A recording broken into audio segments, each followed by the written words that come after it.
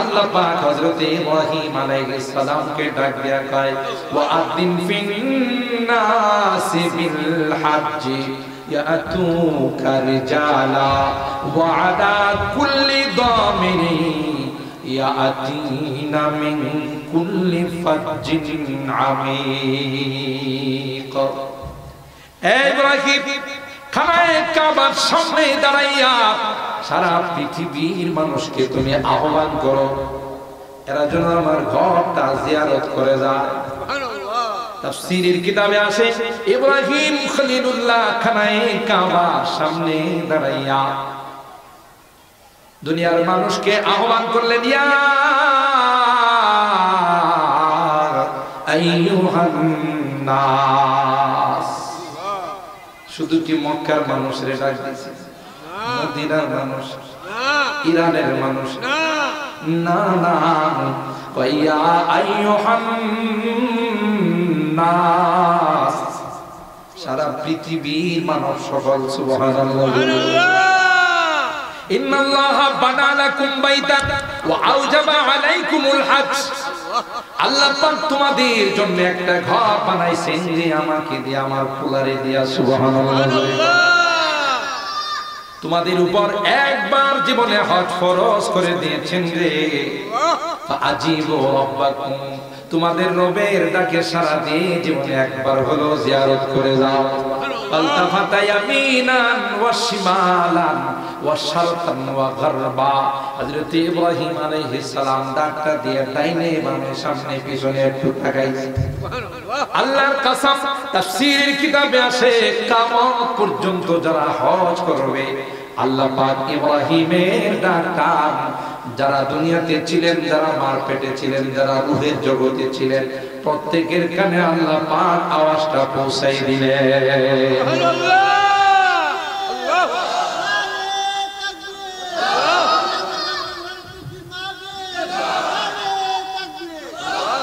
শুধু তাই নাই, আওয়াজ শুধু পৌঁছাই দিয়েছেন তা নয়, কিতাবের মধ্যে আসে যারা যেখানে ছিলেন ওখান থেকে ইব্রাহিমের ডাক শুনে বলছেন, লাব্বাইক আল্লাহুম্মা লাব্বাইক লাব্বাইক লা শারীকা লাক লাব্বাইক ইন্নাল হামদা ওয়ান নি'মাতা লাকা ওয়াল মুলক লা শারীকা লাক। সুবহানাল্লাহ। সুবহানাল্লাহ। ওই যে তালবিয়া হাজী সাহেবরা পড়েন,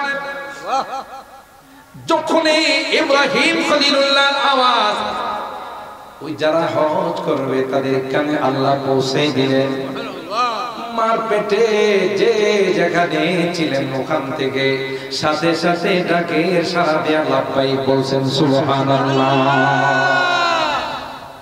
এরা কিয়ামত পর্যন্ত আল্লাহর ঘর জিয়ারত করতে যাবে। ও মুসলমান, আমি জানি না ডাক দিয়েছি কিনা, জবাব দিয়েছি কিনা আমার জানা নেই, কিন্তু প্রতিবার যদি মালিকের কাছে কোন মালিকের গরিব হতে পারি, তেলিনগরে বসবাস করতে পারি, অত্র অঞ্চলে বসবাস করতে পারি, মালিক তোমার ঘর দেখার মনে বড় তামান্না, একটা বার হলেও তোমার ঘর জিয়ারত করাই দিও। সুবহানাল্লাহ। আজ নয় কাল আল্লাহ পাক যদি আপনার দোয়া কবুল করে নেন, একবার হলেও ওখানে হাজিরার সুযোগ করে দিবে। সুবহানাল্লাহ। বলতেছিলাম আল্লাহ পাক বলেন, ইন্না আওয়ালা বাইতি উদিআ লিন-নাস লাল্লাযী বিবাক্কাতা মুবারাকান ওয়া হুদাল লিল আলামিন। এই ঘরকে আল্লাহ তাআলা সর্বপ্রথম লিন-নাস, মানব জাতির জন্য বরকতময় করে জগৎবাসীর হিদায়াতের জন্য আল্লাহ তাআলা এই ঘরকে বানাইছেন। সুবহানাল্লাহ। সম্পর্কে কখনো পরবর্তীতে সময় হলে আলোচনা করব। ফেরেশতারা কয়, আল্লাহ এটা তো লিন-নাস, মানব জাতির জন্য বানাইলেন, এরা তো আর করব, আমগো জন্য একটা ঘর বানাইবেন না। আল্লাহ কয় তোমাদের দোয়া কবুল। সুবহানাল্লাহ বলেন। সাথে সাথে আল্লাহ পাক ফেরেশতাদের দোয়া কবুল করে সোজা খানায় কাবার উপর আরেকটা ঘর ফেরেশতাদের জন্য আল্লাহ বানাইলেন। সুবহানাল্লাহ। ওই ঘরটার নাম হলো বাইতুল মামুর। সুবহানাল্লাহ। আপনাদের জাঙ্গাল পাড়া মসজিদের নাম বাইতুল মামুর। এই রাস্তায় দিয়ে কত আসা যাওয়া, মাঝে মধ্যে মনে হতো যে এই পাড়ার মানুষগুলো কোথায় নামাজ পড়তে যায়।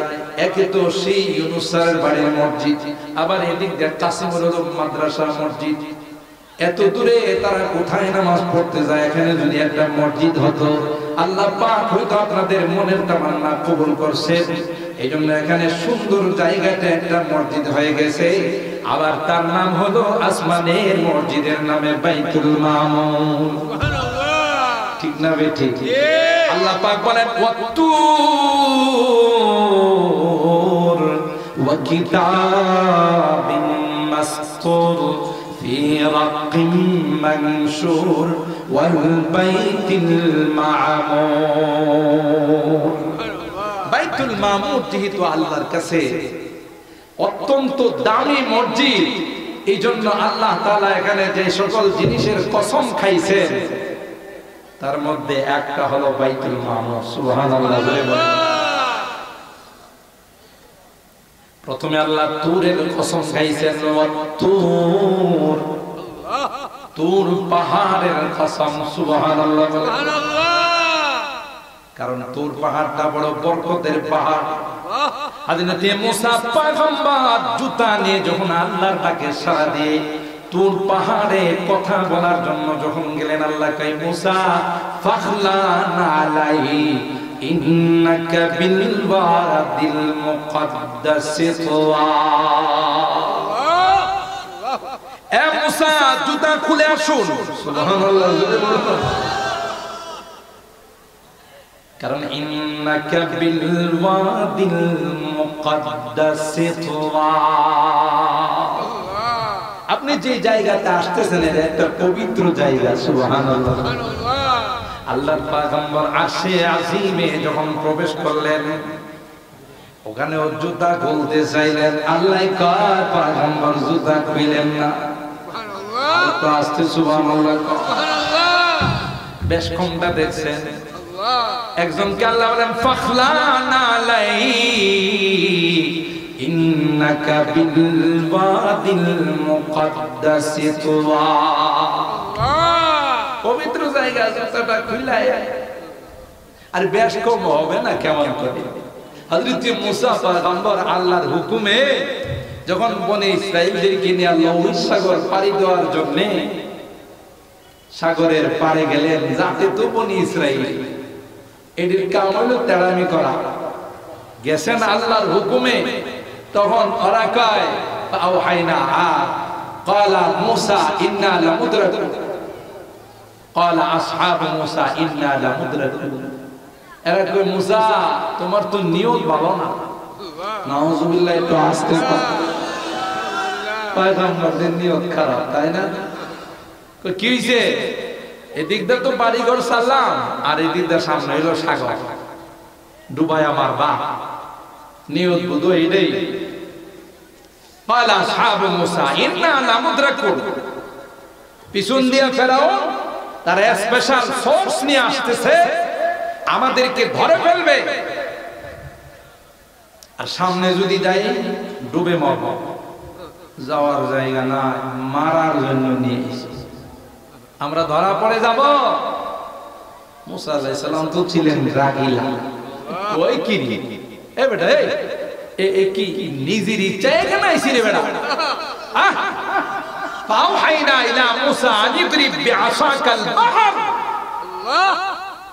ক্বালা কাল্লা ইন্না মাইয়া রাব্বি সায়াহদিন। ওই বেটা নিজের ইচ্ছা আইছে, মালিক ইশারা দিছি বলে এটা। আর মালিক কি আমাকে ডুবায় মারবো? বদমাশ কোথাকার, নালায়েক আর বদনসিব কোথাকার।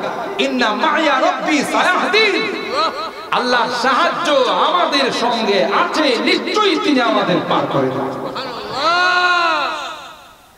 ইন্না মাইয়া রাব্বি।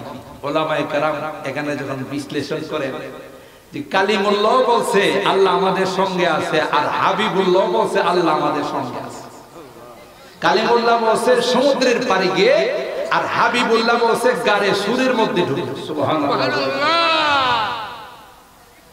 কারণ মক্কার কাফেররা হিজরতের রাত্রিতে যখন ফন্নে কায়াফা কদমের নিশানা দেখে আমার পয়গম্বরের কদম দেখে দেখে যখন সুর গুহায় পৌঁছে গেল, দেখে এই পর্যন্ত তো কদম আছে, কিন্তু আর তো পরবর্তীতে কোনো কদম নাই।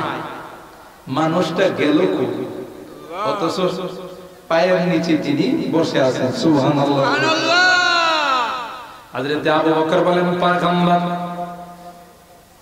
একটা বার যদি নিচের দিকে তাকায়, ও পয়গম্বর তাকাইতে দেরি হবে, আমাদের দেখতে দেরি হবে না। আল্লাহর পয়গম্বর হযরত আবু বকরের সিনায় হাত দিয়ে কয়, লা তাহজান ইন্নাল্লাহ মা'ানা। এ আবু বকর, লা তাহজান, কোনো টেনশন করবা না, কোনো পেরেশানি করবা না। রাতের গভীরে তোমাকে নিয়ে হিজরত করেছি রে আবু বকর, আমার ইচ্ছায় নয়, আসমানের মালিক আল্লাহর ইশারায় এখানে আসলাম। সুবহানাল্লাহ। লা তাহজান ইন্নাল্লাহ মা'ানা, আল্লাহ আমাদের সঙ্গে আছেন। সুবহানাল্লাহ। হযরত কালিমুল্লাহ বলেন, ইন্না রাব্বি ইন্না মা'য়া রাব্বি সায়াদিন। মায়া শব্দটা আগে আনছেন, রব্বি শব্দটা পরে আনছেন। আর হাবিবুল্লাহ কয়, ইন্নাল্লাহ মা'ানা। হাবিবুল্লাহ কয়, ইন্নাল্লাহ মা'ানা। হাবিবুল্লাহ কয়, আল্লাহ আমাদের সঙ্গে আছেন। সুবহানাল্লাহ। তো বেশ কম হবে না কেন? একজন যে আল্লাহকে জুতা খুলে আসে, আর একজন যে জুতা নিয়ে আসে। কথা বলেন ঠিক কি না?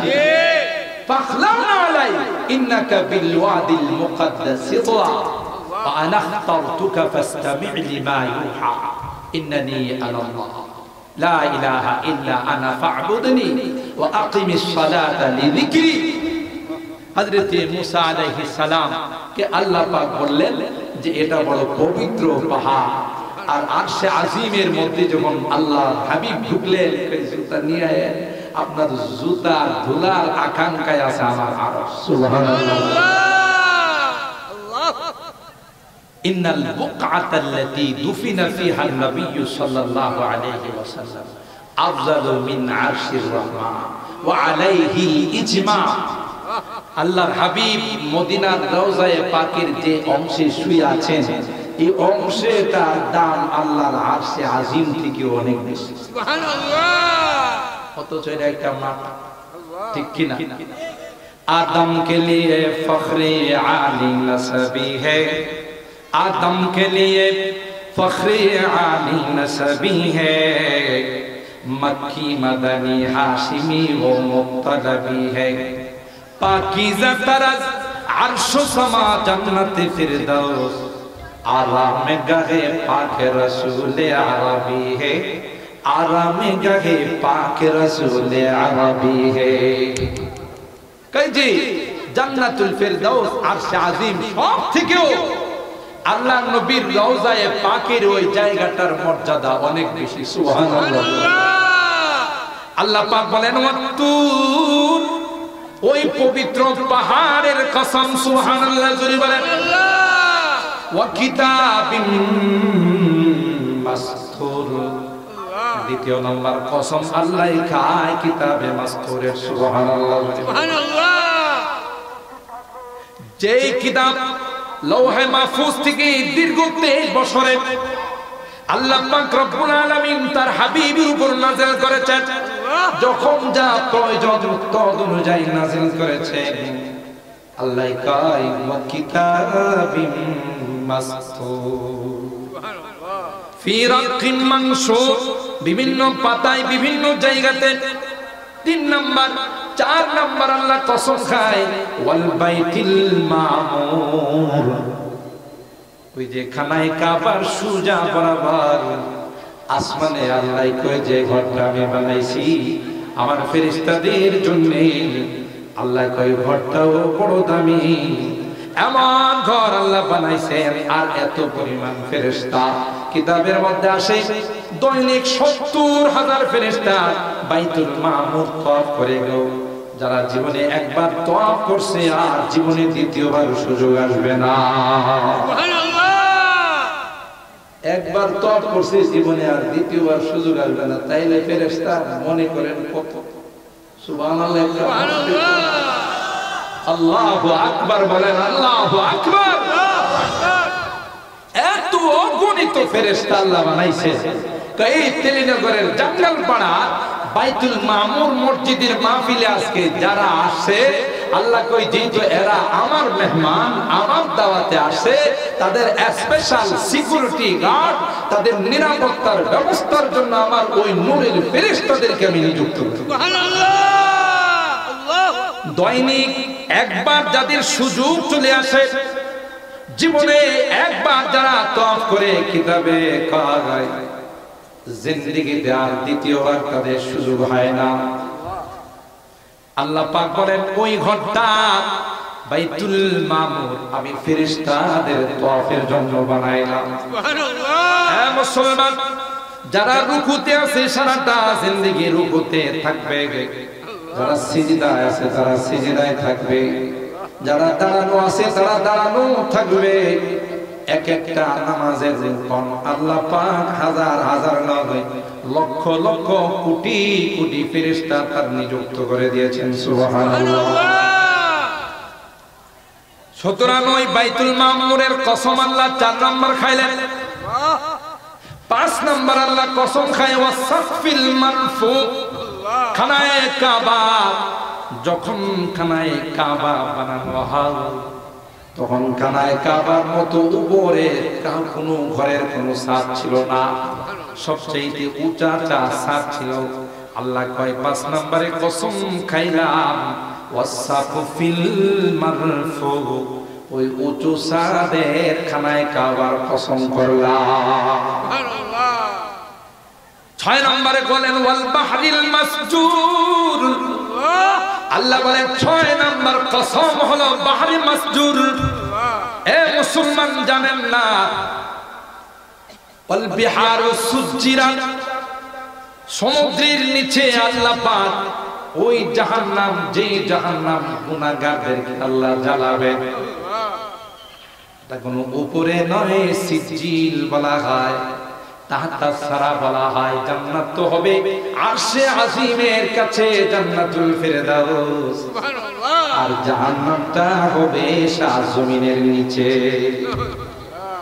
ওই জাহান্নাম সমুদ্রের নিচে আল্লাহ জাহান্নাম বানাই রাখছে। বর্তমান যুগের বৈজ্ঞানিকরা অনেক চেষ্টা করেছে মেশিন দিয়ে মাটি খুঁড়ে নিচে যাওয়ার জন্য, একটা পর্যায়ে আর নিচে যাইতে পারে না। কি যেন মেশিনের মধ্যে লেগে যায়, পাথরের মতো, লোহার মতো ইস্পাত কঠিন, মেশিন দিয়ে আঘাত করে মেশিন ফেরত আসে, ওই মেশিন আর সামনের দিকে বাড়তে পারে না।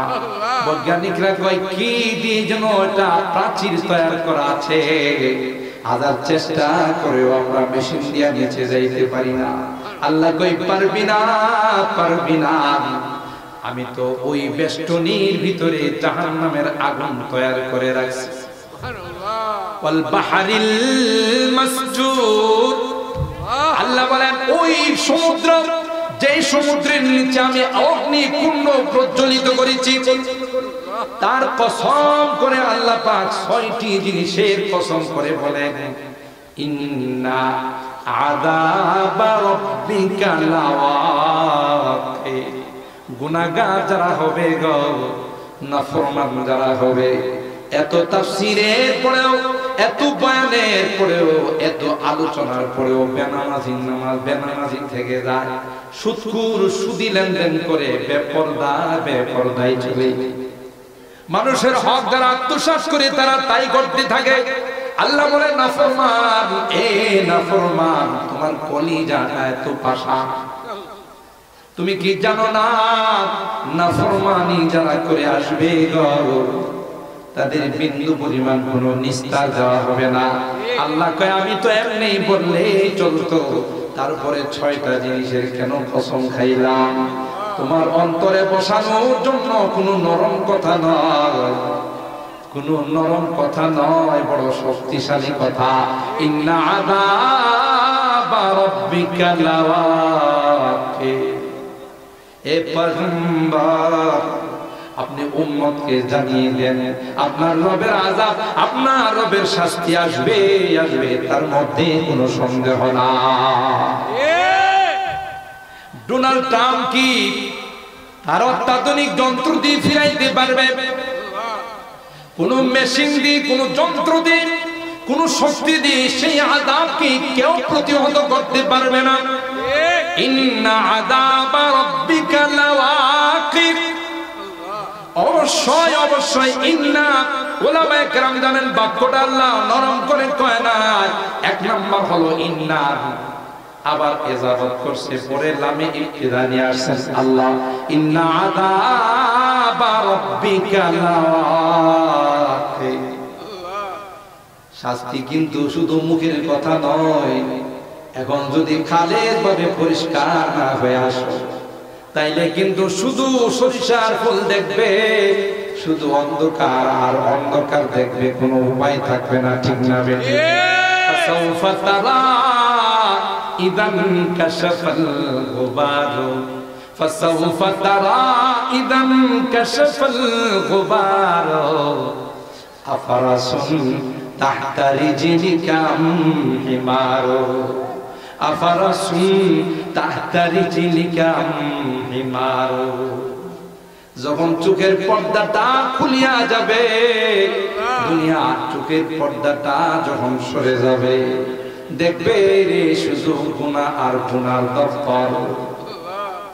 আফসোস করবে, লা ইউগাদিরু সগীরাতাও ওয়ালা কাবীরা, লা ইউগাদিরু সগীরাতাও ওয়ালা কাবীরাতান ইল্লা আহসাহা। ছোট বড় কিছুই ছাড়া পড়বে না। এটা বড় শক্তিশালী কম্পিউটার। সুবহানাল্লাহ। মালাহু মিন দাফি, মালাহু মিন দাফি।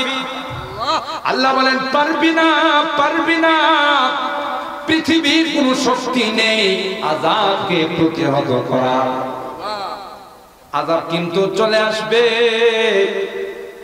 ওই আযাব থেকে যদি বাঁচতে হয়, মসজিদকে মহব্বত করো।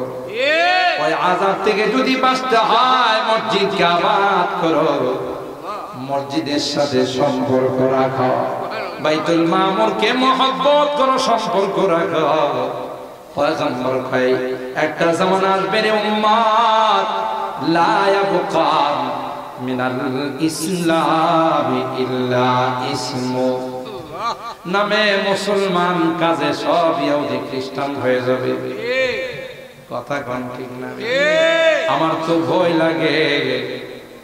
আমার শেখও বলছেন যে মাওলানা, এই যে মানুষগুলো মূর্তির পক্ষে আজকে কথা কইতেছে, তাদেরকে ঈমান আছে?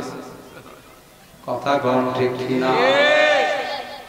বলতেছে তো দলের টাকা যায়, পদ পদবীর লোভে পড়ে, নিজে ক্ষমতার বাহাদুরি দেখাইয়া চুপ থাকলে ঈমান থাকবে, পক্ষে যদি বলে গো ঈমান হারা হয়ে যাবে। তাইলে কত লক্ষ লক্ষ মানুষ ঈমান হারা হয়ে যাচ্ছে, কিন্তু টের পাইতেছে না। লা ইয়াবকা মিনাল ইসলামি ইল্লা ইসমু। পয়গম্বর কয় শুধু ইসলামের নামটা থাকবে, কাজে কোনো ইসলাম থাকবে না। ওয়ালা ইয়াবকা মিনাল কুরআনি ইল্লা রাসমু। কোরআনের শুধু অক্ষরগুলো থাকবে, কোরআনের কোনো আমল থাকবে না। আমার কথা নয়, পয়গম্বরের কথা। জোরে বলুন ঠিক কি না? আজকে কইছি না ১৫০০ বছর আগে, ১৫০০ বছর পূর্বে পয়গম্বরের কায় আলা ইয়াবকা মিনাল কুরআনি ইল্লা রাসম। অক্ষরগুলো থাকবে, কোরআনের কোনো আমল থাকবে না। কথা বলুন ঠিক কি না? ইন্নাল ঈমান লা ইয়ারিজু ইলাল মাদিনা কামা তারিজুল হাইয়াতু ইলা জুহরিহা পয়গম্বর का ঈমান তার আসল বাড়ির দিকে চলে যাবে।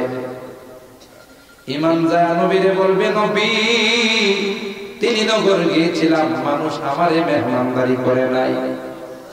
ব্রাহ্মণবাড়িয়ায় বাংলাদেশে গিয়েছিলাম, এরা আমার আদর যত্ন করে নাই, আমাকে ফেলে দিয়ে তারা শিরকের পক্ষে কথা বলে। কথা বলেন ঠিক কিনা? ঈমান বলবে, মালিক বড় কষ্ট করে 7 সমুদ্র পাড়ি দিয়ে লক্ষ লক্ষ শহীদের রক্তের উপর দিয়ে আমি তো বাংলাদেশে গিয়েছিলাম, কিন্তু না আমাকে কদর করে নাই। আবার আমার নিজ বাড়িতে ফেরত আসলাম। আই খাসায়ে খাসানে রসুল ওয়াক্তে দুআ হে, আই খাসায়ে खासाने रसूल वक्त दुआ है, उम्मत पे तेरी आके अजब वक्त पड़ा है।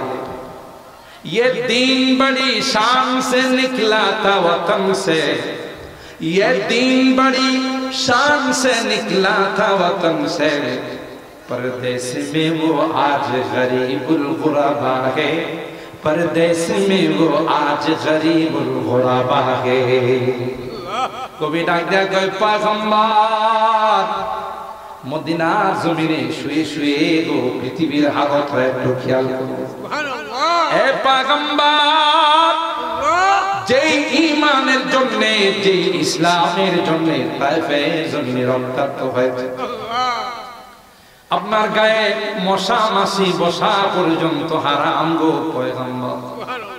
আপনার রক্তটা এমন ভাবে ওই তায়েফের যুবকেরা আপনার শরীর থেকে রক্তগুলো প্রবাহিত করেছে পয়গম্বর।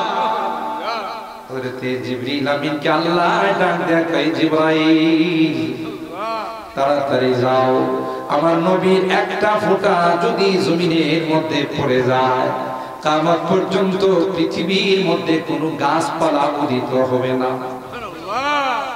হযরতে জিবরিল আমিন বলেন, পয়গম্বর তায়েফের যুবকরা যখন আপনাকে পাথর মেরতেছিল, আপনার গায়ের থেকে রক্তগুলো যখন ছিটতেছিল, আল্লাহ পাক আমাকে ডাক দেয়া কয়, জিবরাইল দেরি করিস না, তাড়াতাড়ি যা, আমার পয়গম্বরের রক্ত যদি জমিনে পড়ে যায় জমিনটা তামার হয়ে যাবে।